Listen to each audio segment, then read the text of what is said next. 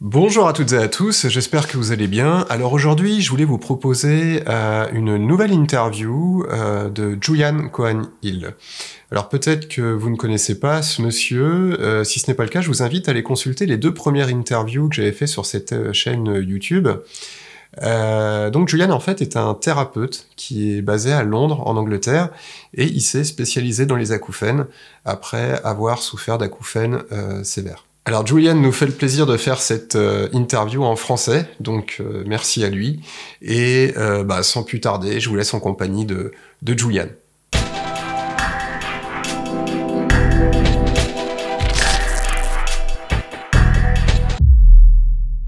Je m'appelle Julian Cohen-Hill, je suis psychothérapeute et je suis thérapeute crânio-sacral et j'ai mon cabinet en plein centre de Londres. Et j'ai une longue histoire avec les acouphènes. Alors, quand j'avais 16 ans, ils ont commencé. J'avais un petit sifflement, je ne savais pas d'où ça venait. Et je cherchais pendant 2 semaines tous les coins dans mon école. J'étais internat dans une école et je cherchais pendant la nuit, pendant la journée, d'où venait le son. Et après 2 semaines, je me suis rendu compte que ça venait de ma propre tête et j'ai pris peur. Je suis allé chez le médecin de l'école et il m'a dit c'est pas grave, c'est une des choses, c'est normal de la vie, peut-être ça va aller toute seule, ne t'inquiète pas. Et c'était le meilleur avis de n'importe quel médecin que j'ai reçu dans la vie. Et il s'est amélioré un tout petit peu. Mais avec beaucoup de stress, j'avais des problèmes dans la famille. Et j'étais une personne assez nerveuse. Et peu à peu, les acouphènes sont devenus de pire en pire. Et 20 ans plus tard, quand j'avais 34 ans, après une période très stressante, elles sont devenues très, très fortes. Alors, le bruit, c'était absolument insupportable, très fort. Et à cette époque-là, je travaillais dans une entreprise des vins. On faisait des voyages pour les amateurs de vin en France, en Italie, en Espagne. Et je ne pouvais pas même écouter le téléphone. Ouais. Je suis rendu compte que j'ai perdu plusieurs messages dans la messagerie. Ouais. Et ils étaient très en colère avec moi parce qu'il fallait répondre. Et le sifflement dans ma tête était plus fort que le téléphone. Et je ne pouvais pas dormir. J'ai perdu mon travail. Je ne pouvais plus travailler. Et en 1999, c'était une grande crise pour moi et il fallait arrêter tout. Et je ne pouvais plus fonctionner et j'avais tellement peur. Alors, j'ai commandé un interview avec comment ça se dit en français? ORL. Un ORL, ouais. Et il fallait attendre 3 mois. Et après 3 mois, je suis allé, il a fait les épreuves auditives. Il m'a dit, tu es assez sourd, il faut mettre comment ça s'appelle Des appareils auditifs. Oui, les appareils auditifs. Alors, bonne vie, au revoir. Et je lui dis, mais qu'est-ce que je peux faire avec les acouphènes? Je suis venu à cause de ça. Il m'a dit, rien du tout, il faut t'habituer. Salut. Ouais. Et quand je suis sorti, je suis tombé dans une dépression immédiate. Et j'ai passé à travers 2 ou 3 mois très, très durs, très noirs. Je ne pouvais plus. Et grâce à Dieu, j'ai une amie de ma mère est venue un jour. Elle a dit, pourquoi tu n'essaies pas un peu de thérapie crânio-sacrale? J'ai dit, qu'est-ce que c'est? Vas-y, tout simplement, c'est génial, tu vas en découvrir, c'est magnifique. Alors, je suis allé et j'étais sur le lit du thérapeute. Il a mis les mains dessus. Et après, je ne sais pas, 10 minutes à peu près, il avait les mains ici. J'ai écouté un changement de son. Et j'ai dit, eh ben dis donc, qu'est-ce que tu fais? C'est incroyable. Qu'est-ce qui se passe là? Et j'ai senti la pression corporelle qui s'en allait. Et le corps tombait plus aisément dans le lit. Et il y avait un changement du son. Après 20 ans, à travers les années, les sons ont changé, mais c'était assez constant. Et après, je ne sais pas, un quart d'heure, le son a changé et a baissé un peu. J'étais étourdi, j'étais absolument épaté. Et après la séance, je suis rentré chez moi en voiture, je commençais à rire, je commençais à sangloter un peu et il fallait rouler très lentement parce que j'étais tellement détendu, c'était incroyable. Et je suis rentré 6 ou 7 fois après 2 mois, dans 2 mois, et le sifflement commençait à baisser. C'était vraiment un grand choc pour moi. Et je me suis appris de la thérapie crânio-sacrale et je me suis inscrit dans un stage. Et après 1 an d'entraînement, il fallait pratiquer avec les autres étudiants beaucoup. Je suis revenu au silence et je me suis réveillé un matin de l'été prochain. J'étais chez ma mère, je me suis réveillé en silence. Et pour moi, après 20 ans de souffrance, c'était un miracle, franchement. J'ai commencé à pleurer, j'ai dit, je savais que c'était possible de s'améliorer. Et j'ai installé un cabinet comme étudiant et j'avais depuis 2000, l'année 2000, j'avais un cabinet plein de gens avec des acouphènes. D'accord. Et j'ai travaillé constamment avec les acouphènes maintenant ça fait déjà 25 ans. Et j'ai beaucoup appris sur les acouphènes. Et chaque fois que j'ai appris quelque chose d'important, j'ai lancé une vidéo sur YouTube parce que moi, je me suis dit, tiens, si ça c'est vraiment important, il faut que tous les acouphènes sachent ça. Il faut apprendre ça. Il faut partager tout ce que j'ai appris. Et maintenant, j'ai 220 vidéos sur YouTube en parlant de comment s'améliorer, comment ça marche. Et beaucoup de personnes maintenant découvrent mes vidéos en pleine nuit, quand on ne peut pas dormir. Et je reçois beaucoup d'emails tous les jours qui me disent « Ah, grâce à Dieu, j'ai rencontré tes informations et maintenant je comprends comment ça marche. » Et j'ai commencé à avoir des traitements, des thérapies crânio-sacrales. Et maintenant, j'ai compris. Et j'ai beaucoup moins peur. Les angoisses ont baissé. Et maintenant, ça va. Et j'ai écrit 3 livres. Et cet hiver, je vais faire un nouveau livre. D'accord. Et j'ai partagé tout ce que j'ai appris sur les acouphènes.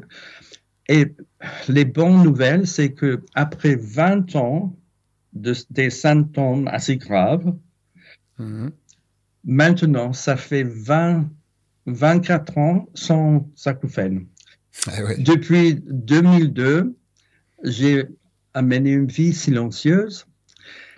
Et pas assez rarement si je vais au concert très fort.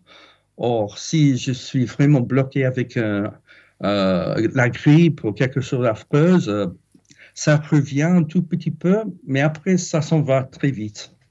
Alors, Ouais.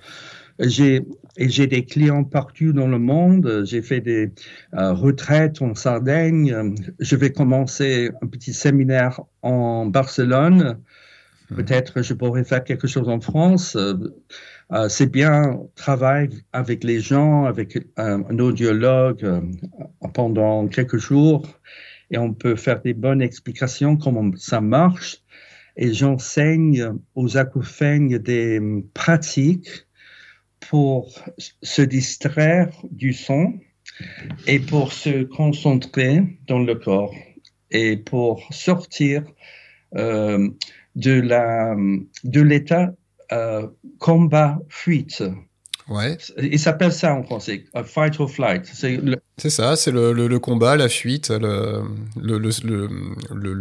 fonctionnement du stress, quoi. Oui, oui, oui.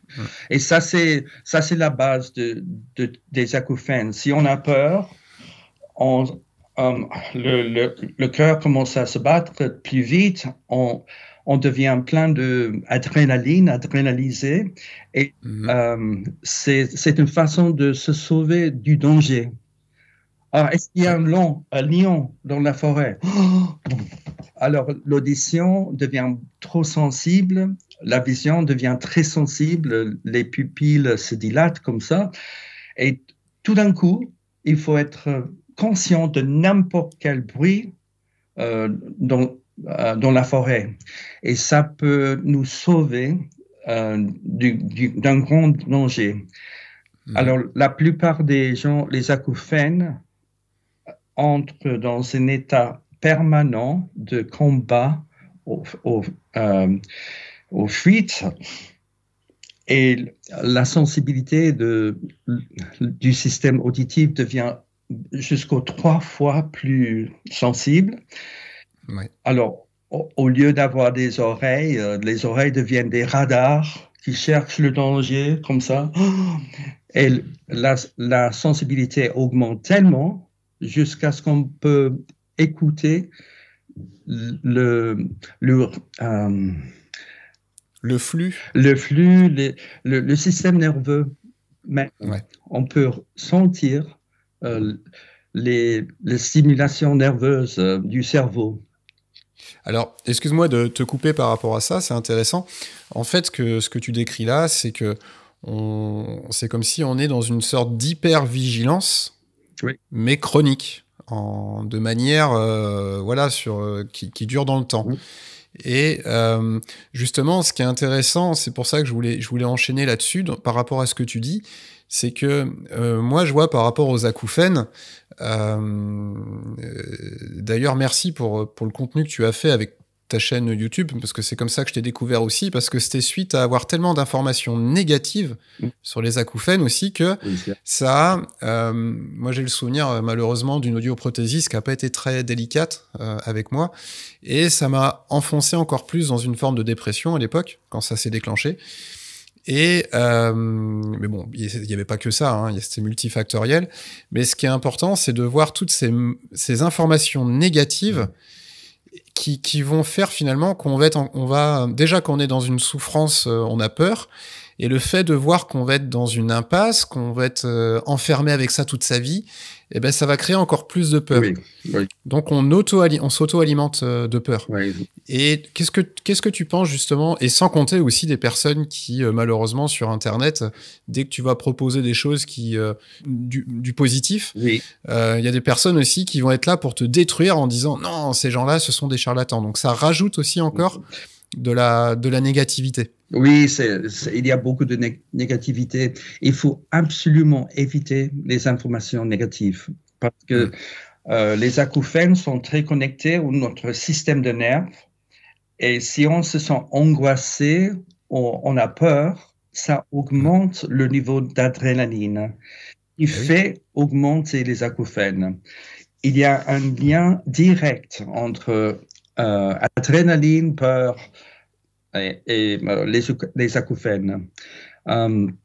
Alors, c'est très important de comprendre cette connexion entre l'état combat et fuite et l'audition. Le système auditif change énormément dépendant de notre état. Si on se sent bien, on est bien dans sa peau, aisée, tranquille, l'audition peut ignorer. Il peut tomber en veille. Tu peux dormir devant la télévision les soirs avec les pistolets, le drame, beaucoup de bruit, et tu es là parce que le système auditif peut tomber en veille et ignorer de tout. Mais si tu as peur, tu deviens très angoissé, ça devient de pire en pire. Alors, si on va sur l'Internet, on va voir que les gens qui souffrent. Ça donne l'impression que le monde est plein des acouphènes sans issue, les prisonniers pour toute la vie. Mais on voit que les gens bloqués. Une bonne nouvelle, c'est que 97% des gens avec des acouphènes s'améliorent. Ouais. Une personne sur 6 personnes devient acouphène dans la vie, une fois au moins. Ouais. Ça, c'est beaucoup. Ça fait millions et millions de personnes, des acouphènes. Mais 97% deviennent mieux, s'améliorent. Mais les gens comme toi et moi, si on est angoissé ou on a peur, et si on va chez un ORL, un pratiquant de santé, ils nous disent « Ah, je suis tellement désolé, ça, tu vas être... Il faut devenir habitué pour toute la vie. Tu vas rester avec ça toute la vie. » Ça, c'est très, très dur. Et comme toi et moi, on est tombé dans la dépression et les symptômes sont devenus beaucoup pires. Alors, c'est vraiment important de trouver les informations correctes, positives, des gens qui se sont améliorés eux-mêmes. Alors moi, quand j'ai commencé à mettre toutes les vidéos sur YouTube, les chefs dans le monde des acouphènes en Grande-Bretagne ont dit « Eh bien, dis donc, c'est un charlatan, c'est une personne, qu'est-ce qu'il dit là, qu'est-ce qu'il fabrique ?» Et au commencement, ils ont été assez pas polis avec moi. Et je me suis dit, moi, je me suis guéri, je vais continuer avec mon travail. Ils peuvent faire ce qu'ils veulent. Moi, j'ai mon cabinet et j'ai eu les bons résultats. Ouais. Et j'ai mis de plus en plus de vidéos sur YouTube. Et maintenant, j'ai 30 000 personnes qui me suivent et ils apprennent beaucoup de choses des vidéos et ils prennent le bon chemin pour s'améliorer et pour se guérir. C'est pas un miracle, se guérir. Il faut tout simplement comprendre que cet symptôme est très changeable. Il faut obtenir le bon appui des bons thérapeutes qui comprennent comment ça marche.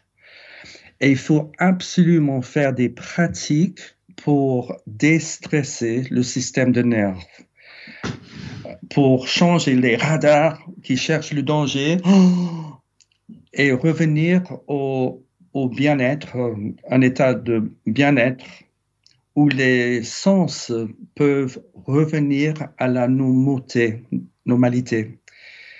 Ça, c'est de la physiologie normale.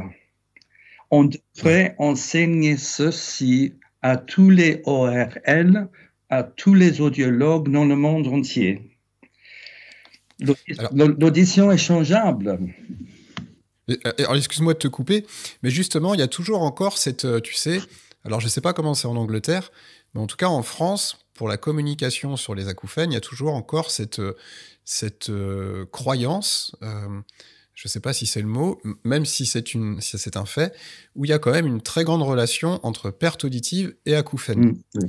Et alors, on sait aujourd'hui, d'ailleurs avec ton collègue, je ne me rappelle plus du nom de ce monsieur qui est ORL, qui travaille avec toi, qui est allemand. Michael. Ouais, voilà. Et avec qui tu fais tes retraites, en Sardaigne, par exemple. C'est ce qu'il disait, il y a plusieurs sous-genres d'acouphènes. Oui. Et c'est quelque chose c'est une question, moi, il y a quelque chose qui m'avait bloqué à l'époque, c'était de dire, vous avez des pertes auditives, vous avez des acouphènes réactionnels, donc il n'y a rien à faire, parce que les pertes auditives, on ne peut pas les soigner, donc vous garderez vos acouphènes à vie. C'est faux. Voilà. C'est faux. Je vais expliquer pourquoi.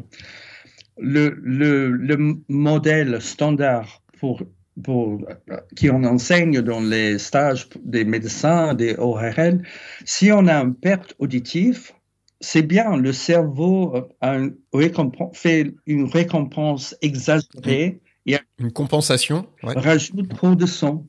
Donc, ouais. Ça c'est vrai, ça peut passer, mais les acouphènes après peuvent s'en aller. Il y a millions de personnes avec l'audition parfaite qui sont acouphènes. C'est ça. Et il y a beaucoup de personnes sourdes sans acouphènes.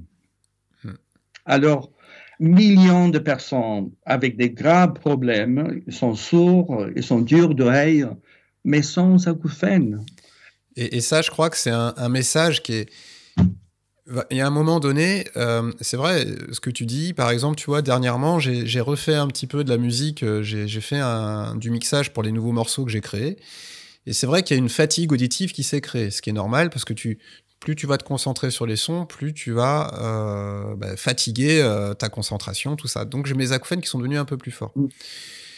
Donc en fait, c'est vrai, il y a le cerveau, comme tu disais, va compenser un peu une certaine perte auditive, mais ça peut venir aussi le fait justement que il a besoin d'avoir des informations, donc il se met, comme tu dis, en hypervigilance parce qu'on a besoin si en plus on est stressé, ça va être encore pire. C'est l'hypervigilance la chose la plus importante.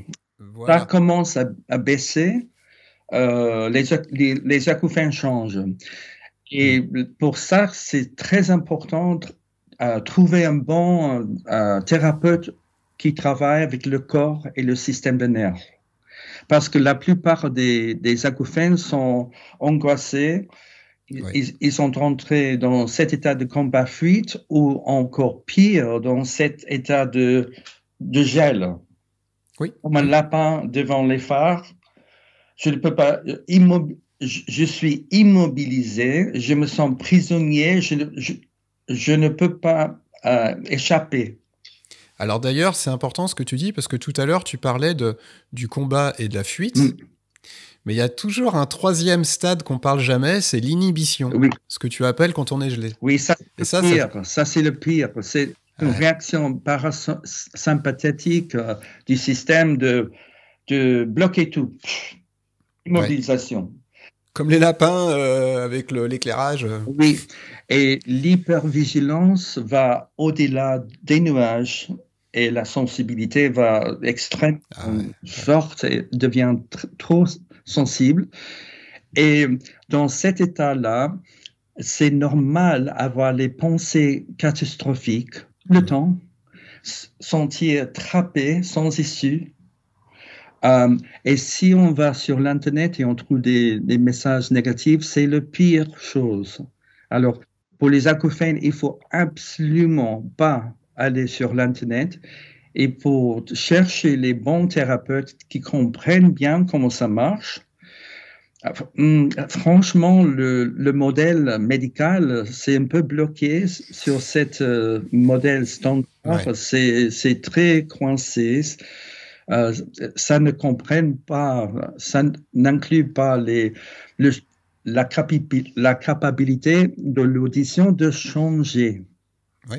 Ça change énormément dépendant de ton état. Si tu sais bien, les radars se ferment et on revient à l'audition normale. Mais si tu as peur ou tu deviens très angoissé, où tu entres dans cet état d'immobilisation, c'est le pire. C'est le pire. Et après, c'est pareil. Bon, il faut quand même dire aussi, on vit aussi quand même dans des environnements où les sons sont trop forts aussi. Donc, quoi qu'il arrive, ça aussi, il faut qu'on fasse attention à ça. On sait aussi que le son, s'il est trop fort ou s'il est sur une durée trop longue, ça peut détruire l'oreille, quoi. Oui. Franchement, il y a une très bonne application. Je vais vous montrer. Il s'appelle AirDial. Ouais. Alors, et quand tu pousses le bouton là, il va dire 70 décibels. Et on peut rester dans ce niveau de son pendant 8 heures. Ouais. Mais si tu vas au cinéma ou à un concert fort, peut-être dans les cinémas à Londres, le son monte jusqu'aux 110 décibels. Oh. C'est incroyable. Tu peux rester, si tu pousses le bouton, ça veut dire tu peux rester 10 minutes et après il faut partir. Faire des dégâts. Ouais. Les acouphènes ont l'audition tellement sensible que les sons normaux sont insupportables. Ouais. Alors, je ne plaisante pas, même le son d'un frigo peut oui, c'est ce qu'on appelle l'hyperacousie. Oui, voilà. Et c'est bien d'acheter les bouchons, des petits bouchons d'oreille, ouais. Qui ne bloquent pas tout, parce que la fonction principale des oreilles, de l'audition, c'est d'être sain et sauf. Alors, il faut, si tu te promènes à Paris, dans les rues, il faut écouter une bicyclette ou un moteur. Et si vous avez les oreilles bloquées, c'est pas bon. C'est dangereux. Et c'est rigolo ce que tu dis, parce que si on fait un comparatif avec la lumière, par exemple, si tu prends une personne et tu la mets dans le noir complet pendant 3 jours, 4 jours, 5 jours, sans qu'elle voie la moindre lumière, si après tu la mets dehors, en plein soleil, elle va être complètement aveuglée. Oui. Et en plus, les gens très angoissés deviennent hypersensibles dans la vision aussi. Oui. Ça veut dire que les pupilles sont dilatées tout le temps et il faut mettre les lunettes de soleil parce qu'ils sont devenus photosensibles. Ça c'est la même chose. Les acouphènes ont l'audition trop sensible et les gens angoissés ont la vision trop sensible aussi. Alors, on ne peut pas supporter la lumière forte et en plus, on peut voir les flotteurs dans la vision. Oui, les corps flottants. Oui, les corps flottants, exactement. On peut voir la vision, un tremblement dans la vision. Ouais. Parce qu'on commence à regarder trop ce qui se passe et on voit le système nerveux visuel. Donc, on en revient toujours au même. Une hypervigilance qui va entraîner une hyperactivité du système nerveux. C'est ça. Alors, c'est la même chose. Et en fait, oui, c'est la même chose. Et finalement, en fait, la question que je voulais te poser aussi, parce que c'est toujours, c'est beaucoup plus dur aussi de se dire, quand on est une personne anxieuse, quand on est une personne colérique, de se dire c'est vrai, il va peut-être falloir que je me pose des questions, comment changer certaines choses en moi, même si c'est pas facile. Et on en vient à cette notion de la pratique, de pratiquer des choses qui font qu'on va essayer de plus d'apprendre à se détendre, à ce genre de choses. Mais comment on fait quand on est une personne pour qui c'est très compliqué justement d'apprendre à se détendre, et comment, la deuxième question, c'est surtout comment arriver à faire ça sur le long terme. Oui. C'est ça la question. Alors, si on va à une classe de tai chi ou yoga, ils sont extrêmement bien pour le système de nerfs. Si on apprend à faire le yoga ou le tai chi Pilates. Il y a beaucoup de pratiques qu'on peut apprendre qui sont excellents pour le système de nerfs. On apprend les systèmes de respiration beaucoup mieux, de ralentir la respiration, de détendre les muscles, de devenir dans un état beaucoup plus aisé et calme dans le corps. Et au commencement, quand on traverse de l'étape de crise jusqu'à l'habituation, c'est très volatile. Les symptômes changent beaucoup. C'est absolument nécessaire de trouver un bon thérapeute corporel qui peut te stabiliser et déstresser. Et moi, par exemple, la première fois que je suis allé chez le thérapeute crânio-sacral, j'avais 34 ans. C'était la première fois dans ma vie que j'ai appris à me détendre. Ouais. J'ai mené la vie comme une personne très angoissée, très stressée tout le temps. Et j'ai appris, quand j'avais 35 ans à peu près, à tomber dans la paix pour la première fois. Plus de pensées, un corps aisé. Oh, je pouvais beaucoup mieux dormir. J'ai arrêté avec des pensées catastrophiques.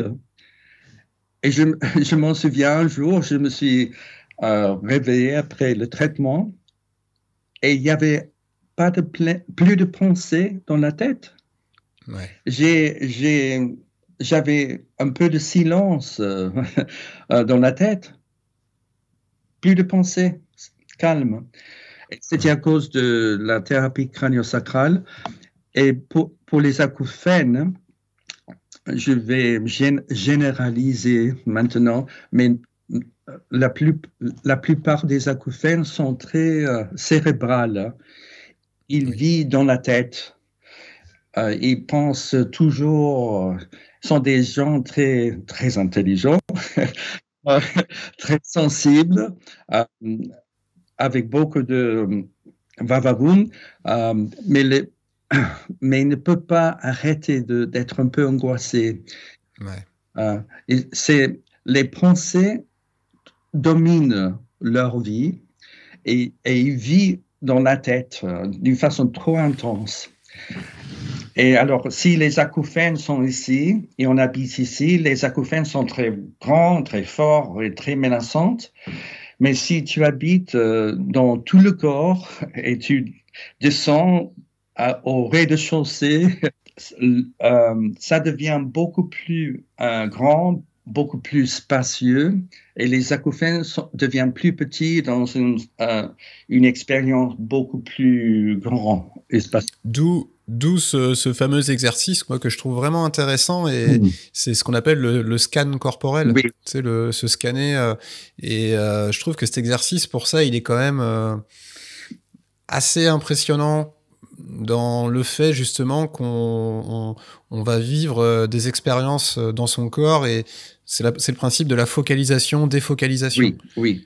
C'est la meilleure chose. Moi, pour sortir des acouphènes, la sortie est ici. Ouais, vers le bas. Il faut sortir de la tête et entrer dans un corps plus aisé.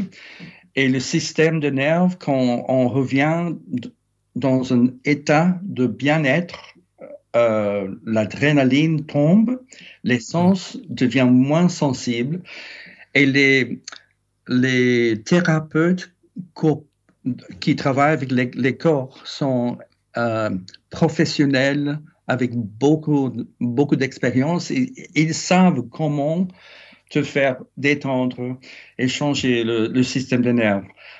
Et la thérapie crânio-sacrale est très bien parce que c'est pas manipulateur. On met les mains très légers sur le corps et on ressent le tremblement du système de nerfs et peu à peu, on peut faire tomber le client dans une tranquillité. dans une paix très, très profonde, parfois. Avec bonne thérapie, il y a milliers de bons thérapeutes en France, dans le monde entier. Il faut trouver un bon thérapeute on a beaucoup de confiance avec elle ou lui, et on peut faire un long travail, aller chaque semaine pendant des mois. Et si on passe à travers une crise, on peut rentrer au thérapeute. Mais c'est très important. Je ne comprends pas comment on peut survivre sans des bonnes pratiques, des bons thérapeutes. Ben, ce que tu dis, c'est encore une fois, moi, ce que je remarque dans ce que tu dis, c'est que excuse-moi, je suis interrompu parce que j'ai une petite araignée qui se balade sur le micro. Je suis désolé. Désolé. Ça m'a voilà. Ce que je voulais dire, c'est que en fait, on a aussi besoin des autres. Oui. On peut pas. Tout à l'heure, tu parlais des personnes acouphéniques qui sont souvent cérébrales et mais c'est souvent aussi des personnes qui veulent s'en sortir seules ou ce genre de choses. Et c'est bien de découvrir que finalement, tu as aussi besoin des autres. Oui. Même quand tu es en souffrance et voilà. Oui. Et d'où l'intérêt aussi d'aller voir un thérapeute. Oui. Et aller en classe de tai chi ou yoga, on peut apprendre des systèmes qui ont aidé millions de personnes depuis 2000 ans. Bah, c'est très, très bon pour la santé.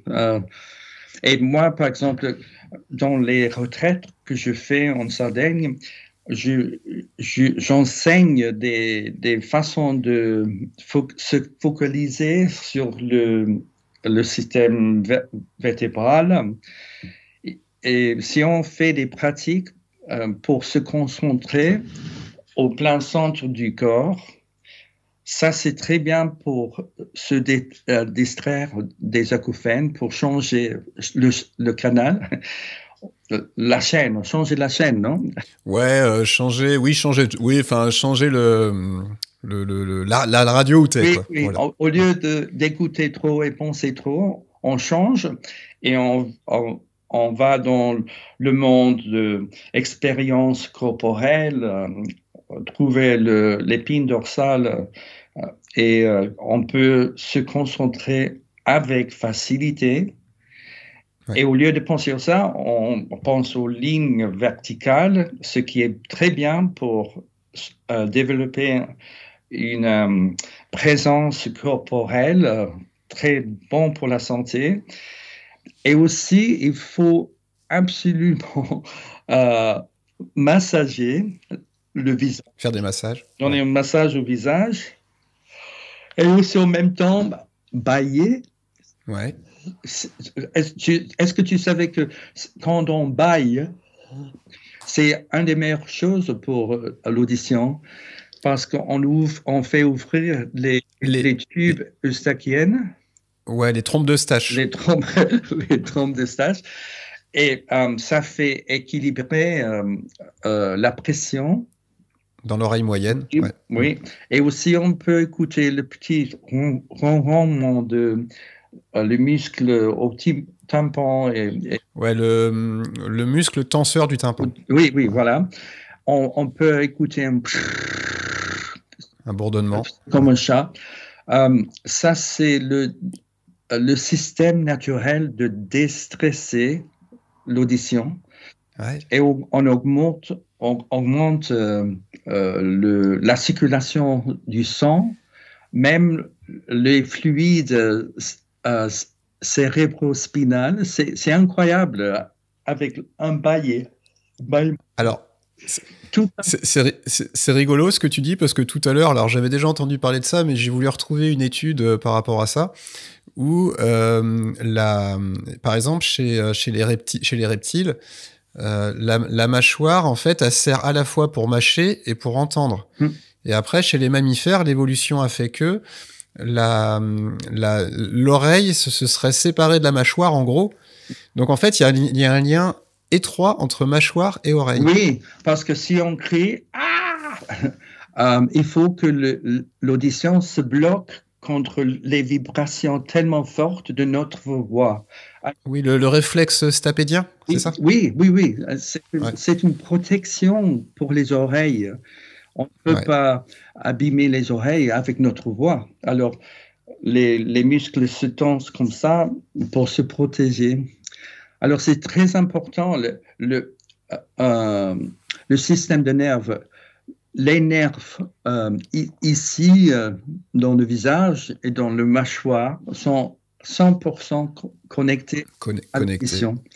Alors, si on fait les massages tous les soirs, comme ça, assez simple, pendant 10 minutes, un quart d'heure, voilà, déjà, les gens le font pendant 30 secondes, ça ne suffit pas, mais 10 minutes de faire un massage comme ça, et en même temps, en baillant, c'est vraiment important, se bailler. Ça va faire descendre l'irritabilité de l'audition. C'est vraiment tellement simple, c'est très agréable de faire un massage et en même temps se bailler et faire ça. Vivre comme un chat un peu pendant 10 minutes chaque soir et ça va aider le système auditif à se déstresser et se calmer. C'est absolument clair que ça passe. Avec ces pratiques assez simples, quotidiennes, on peut faire descendre les symptômes. C'est pas un miracle, c'est de la physiologie basique. Basique, ouais. Mais ce qui est à retenir dans ce que tu dis, c'est ça, c'est que finalement, déjà, je pense que les personnes doivent aussi expérimenter que quand elles vont avoir des moments de relâchement où elles vont vraiment se sentir en sécurité, si je puis dire, elles vont ressentir qu'il y a aussi un mieux-être par rapport à leur acouphène, et à l'inverse, si elles vont dans des situations de stress, de colère, de machin, voilà, elles vont voir que les acouphènes vont augmenter aussi. Oui. Et déjà, ça, c'est une étape qui est importante à bien identifier, parce que ça donne quand même des pistes à suivre. En réalité, si tu fais des études sur des investigations médicales, recherche médicale. La recherche médicale, ouais. On sait déjà que c'est le nucleus accumbens, cette partie du cerveau. Ah oui, le noyau cochléaire dorsal, un truc comme ça. Oui, cette nucleus contrôle le volume des acouphènes. On a fait des études, on a mis les gens dans les scanners. Et on peut voir comment réagit le cerveau. On sait que cette nucléus est très important pour les acouphènes. Alors, si on se sent attaqué, isolé, angoissé, avec des mauvaises infos, le nucleus accumbens, ça fait augmenter le son. Ouais. Mais si tu vas au resto avec tes meilleurs amis dans un petit bouchon à Lyon, tu manges. Je vois le connaisseur. Oh, ça me manque. Tu manges très bien avec tes bons amis. C'est très sain, très sauf. Tu te sens très aisé.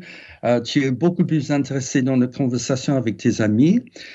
Et en fin de compte, les acouphènes ont baissé. Après un bon repas, c'est parce que tu es dans un bon rapport avec tes amis. Et c'est l'adrénaline tombe. Qui chute, c'est ça. Oui, c'est ça. C'est assez... Mais c'est vrai que pour conclure, c'est ça, c'est vraiment d'essayer de... Mais enfin, j'allais même aller un peu plus loin. Faut apprendre à se respecter, en fait. Faut apprendre à se dire, bon, faut peut-être que je sois un peu plus cool avec moi. Et se respecter, en fait. Oui. C'est un art de vivre. Oui. Moi, j'ai écrit un livre qui a fait... Il est traduit en français et on peut mieux comprendre comment ça marche. j'ai fait un matrix qui parle des diverses étapes de comment on s'améliore. Oui, des paliers. Oui. Si on trouve ce livre en français, si on met Julian Cowan Hill... Non, mais je le mettrai dans le lien. Peut-être les gens peuvent mieux comprendre. Et à bientôt, j'espère que je vais faire traduire les vidéos. On va pouvoir sélectionner les vidéos et trouver une traduction vive en français. Les nouvelles AI, comment ça se dit, l'intelligence artificielle. C'est incroyable, c'est très, très faisable maintenant. Alors, le message, c'est ne t'inquiète pas, c'est un ami qui est en train de vous donner un boussole de santé et on peut travailler avec les acouphènes et les acouphènes peuvent te guider à un état de très bonne santé, peut-être mieux qu'avant. Ouais, bah écoute, c'est une bonne conclusion. Voilà, j'espère que cette interview vous aura aidé, vous aura apporté quelques réponses, vous aura apporté un petit peu plus de compréhension sur ce symptôme des acouphènes. Voilà, donc en tout cas, merci encore une fois à Julian. Et moi, en attendant, je vous dis à bientôt et prenez soin de vous.